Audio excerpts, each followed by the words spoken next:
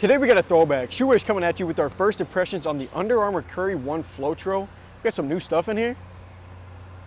Let's do it. Welcome back to our channel, guys. As you can see, we're gonna have our first impressions on Steph Curry's first shoe that he ever dropped, the Curry 1. These are so clean, but this is gonna be the resto mod version of them. So I kind of hinted at it in the intro there. This is gonna have that flow stuff that they use. Chase, what do you think about the design on the Curry 1s though? Yeah, overall, I mean, I don't know, I haven't seen the actual Curry 1, but if it's very similar to this model, to me, this doesn't really look like a total basketball shoe.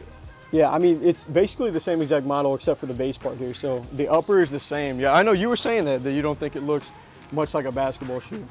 Which is kind of nice. I mean, if you are looking for a shoe that you can ball in but also wear off the court, I think it's actually a good fit. That's a good point. And I mean, that's what I was telling him. Like, I feel like basketball shoes that look like lifestyle shoes but also perform are more useful, because you see people every day and they're like LeBron 19s. That's really the only example I had, because that shoe's ugly. Like, to me, that's a little odd though. Why is that?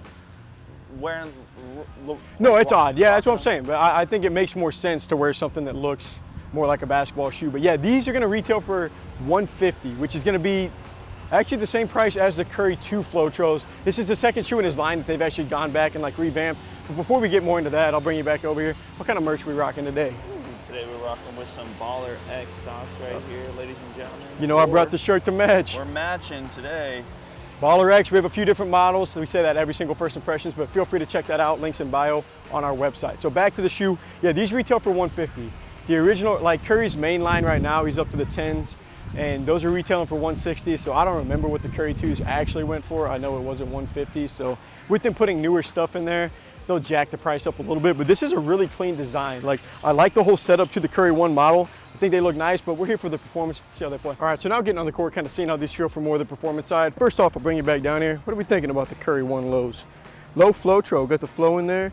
The colorway's so nice. They got some roses on the upper. I really do like these. But guys, as you can tell, this is our first impressions. We're outdoors. Wouldn't recommend this shoe too much for outdoors. So this is gonna be a pretty quick like performance section. But as always, we'll get started with the cushioning. So I'm gonna bring you in here, let you know. So this is one of the main things that they switch up. This is his Flotro model, the Curry 1 Flotro. So now they got that flow foam setup. You can see it even on the bottom. I'll even show you right now for traction, because we'll just kind of talk about this all in one lump this time. So you can see more of like a foam to the outsole, makes it very soft, but the upper is thin. One of the things Chase was saying that makes this look like a lifestyle shoe is you don't have a lot of overlays. Just basically the upper, a little bit of a heel counter back here, but that's basically what you're working with for the setup on the Curry 1. So straight up, Curry's my boy. Curry's my favorite basketball player, but I didn't even get to play in the Curry 1s. So I don't know how those played initially. Same thing with the Curry 2s. Whenever I did those a few months back, I wasn't like, I never had like played in them before.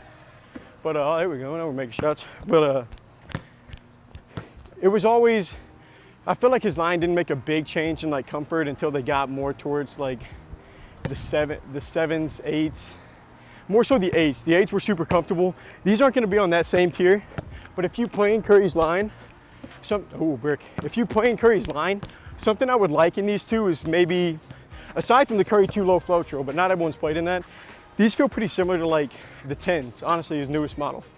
They're not gonna be super dense underneath your foot, but I mean, at the same time, the cushion's definitely there, which is something that I like in a 150 bucks is pretty average for basketball shoes. Honestly, it's kind of expensive for Under Armour. But another thing I noticed about this model immediately, super light. I always love that in basketball shoes. Just feels like you can move around on the court a little bit easier. My handle was off today. At least we made a shot. But yeah, super light model. So that's one thing about the support. I'm a little bit worried about like it being a thinner upper, because these do feel super light. But the last thing, take a look at here, I'll show you the traction one more time. This is the last thing I'm gonna hit on, just because, like I said, this is gonna be made out of that flow foam. This isn't rubber, so it doesn't really play outdoors at all. You can just see, I can bend it. These grooves are not gonna last long over time. And then actually, I guess the last thing we'll really talk about is the sizing. So this is gonna be, honestly, you're gonna go true to size or maybe a half size up on these. It's kind of a narrow model a little bit, but you don't have any room at the end. any room, like your toe goes right up there to the edge. That doesn't happen to me for most basketball shoes. I usually have a little bit more space left over at the end. So I feel like if you like extra space, probably go a half size up. If you prefer like, you know, more of a secure fit, if you want to call it that, that's how, honestly kind of how I like to play. I don't mind having it kind of go right up to my toes as long as it doesn't bother me. And I haven't felt that here. I'll have to test that out indoors more. But as far as like the overall feeling for the Curry 2, Curry 1 low Flotro, not too bad. I'm a fan. That wraps up our first impressions on the Under Armour Curry 1 Flotro. Not a bad model. Not a bad design. This colorway is so clean too. I love the roses that they got on there, but same look to the Curry 1 upper. I like what they're doing with these resto mods. Been doing it to LeBron's line, T-Mac's line, and Adidas. They've been doing it to a few different people. It's kind of cool getting to, because I never got to play in these initially. So I guess for the younger people out there, or people that didn't get to hit Curry's line early, LeBron's line, T-Mac's line ever, you get to do that now. So as far as performance goes, like I said, not an outdoor shoe, but they feel pretty nice. They're light, a lot of things to like. We'll have to see how they play indoors. So Landon, you kind of mentioned these are very similar to the Curry 10s.